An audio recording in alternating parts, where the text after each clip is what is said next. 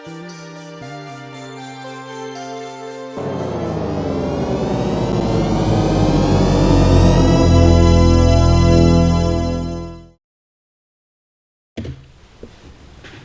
sobat, bersama saya Yosko Mekul di Yosko Mekul Channel.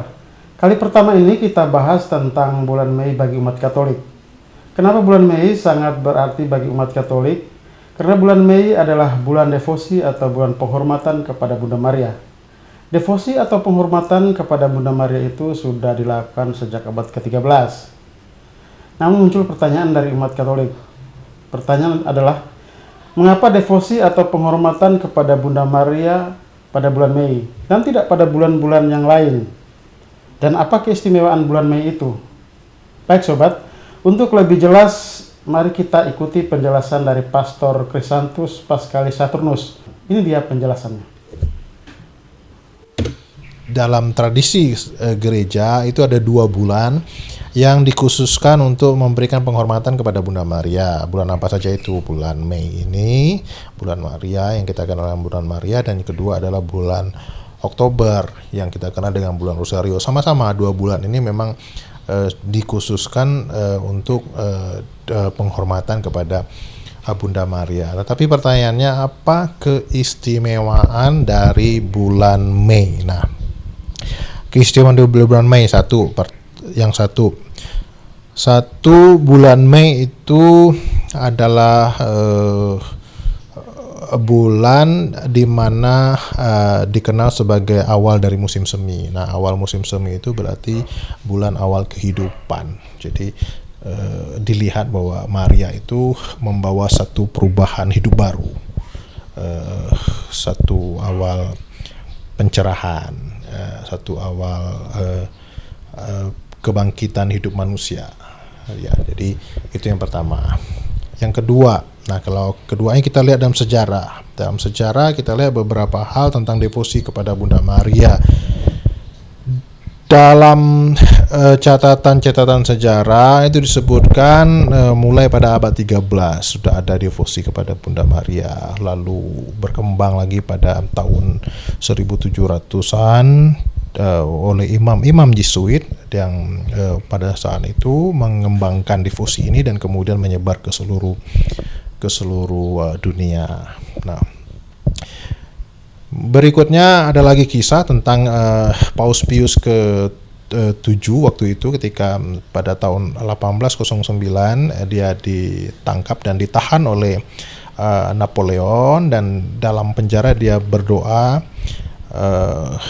kepada Bunda Maria, memohon pertolongan dari Bunda Maria, dan berjanji kalau umpamanya dia dibebaskan, dia akan memberikan penghormatan khusus kepada Bunda Maria. Nah, 5 tahun kemudian dia dibebaskan pada tanggal 24 Mei. Dia setelah keluar, dia kemudian mendedikasikan bulan 24 Mei itu sebagai peringatan Santa Perawan Maria, penolong umat manusia. Nah, lalu misalnya kalau kita mau lihat sejarah betapa devosi ini kemudian ditekankan oleh gereja pada saat Paus Pius ke-11 mengeluarkan dogma Bunda Maria perawan tak bernoda. Itu juga ditekankan betapa pentingnya penghormatan kepada Bunda Maria, dan kemudian dalam sejarah gereja juga bisa dicatat misalnya apa yang disebut oleh Paus Paulus ke-6 tentang betapa penghormatan kepada Bunda Maria itu menandakan bahwa awal dari kehadiran Tuhan yang merahmati kita. Jadi ada rentangan-rentangan sejarah yang terjadi dalam sejarah gereja kita, dan dilihat bulan Mei sebagai waktu yang tepat untuk menempatkan devosi kepada Maria sebagai bunda yang membawa perubahan, sebagai bunda yang memberi kehidupan baru kepada umat manusia. Pastor Chrysanthus Paschalis Saturnus juga dikenal sebagai aktivis kemanusiaan. Lewat Komisi Keadilan Perdamaian Pastoral Migran Perantau atau KKPPMP bersama Kepolisian Republik Indonesia mencegah dan menyelesaikan kasus trafficking atau penyelundupan dan perdagangan manusia ke luar negeri. Oh ya Pastor, pada bulan Mei atau bulan Maria ini ada pesan khusus nggak kepada umat terkait dengan pelayanan yang Pastor lakukan? Oke, baik, tadi ditanyakan juga Pastor kira-kira dalam bulan Mei, bulan Maria ini ada pesan khusus nggak untuk umat terkait juga dengan pelayanan yang Pastor lakukan. Nah, memang kalau dalam bulan Mei ini banyak peringatan ya.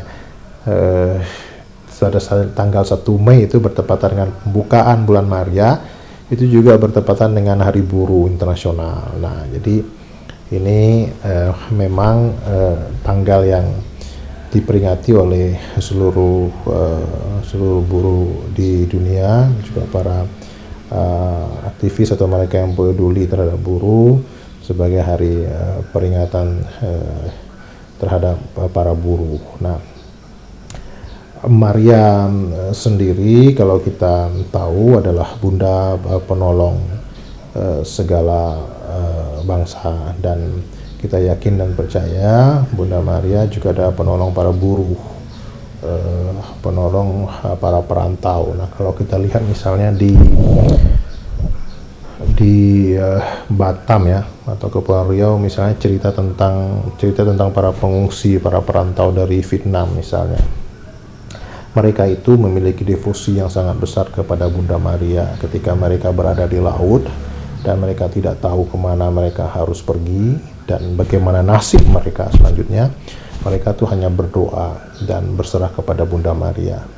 Dan apa yang terjadi ketika mereka kemudian diselamatkan dan menginjakkan kaki di Pulau Galang, kata pertama yang mereka ucapkan itu adalah Taendukme. Taendukme itu artinya terima kasih Bunda. Jadi kalau kita misalnya ke museum di Pulau Galang, kita akan menemukan banyak ukiran-ukiran batu di museumnya yang bertulis tentang Taendukme. Taendukme itu artinya terima kasih Bunda. Bahkan di tempat yang akan dibangun sebagai ziarah Jalan Salib di Pulau Galang itu sendiri gereja yang namanya Gereja Taendukme. Nah, itu salah satu contoh betapa Maria itu selalu dekat dengan para buruh dan para perantau, atau juga misalnya para perantau-perantau lain yang berasal dari Flores lah, katakanlah seperti itu. Mereka datang mengandalkan juga doa rosario, devosi kepada Bunda Maria, membangun gereja awalnya dalam kelompok-kelompok kecil berdoa rosario, dan kemudian mencoba membangun gereja, jadi gereja, dan kemudian menghidupi iman umat keluarganya itu sehingga bisa mengembangkan kekristenan di daerah-daerah di mana mereka tempat itu, awalnya juga dengan devosi kepada Bunda Maria. Jadi Bunda Maria menurut saya itu bunda yang sangat dekat dengan siapa saja, apalagi bagi mereka para migran, buruh dan perantau. Dia adalah bunda yang selalu di hati para buruh dan perantau, para migran, para mereka yang berkesusahan, pada mereka yang berkesedihan, pada mereka yang mengalami hal-hal yang tidak beruntung. Nah, oleh karena itu saya kira ada kaitannya, tentu ada, sebab manusia selalu butuh orang lain, dan manusia selalu butuh juga pertolongan, terutama dari yang lebih berkuasa, lebih kuasa. Dan Bunda Maria adalah Maria pembantu kita, penolong kita. Dia selalu datang, dia selalu menolong siapa saja yang berharap kepadanya. Jadi selamat berdoa rosario atau devosi-devosi lain kepada Bunda Maria, doa-doa lain yang mungkin kita bisa doakan secara pribadi di keluarga-keluarga sendiri ataupun di kelompok-kelompok kecil kita. Dalam masa pandemi ini kita tidak bisa seperti biasanya berkumpul, dan tetaplah yakin bahwa dalam sejarah Maria itu selalu menjadi bunda penolong bagi setiap orang.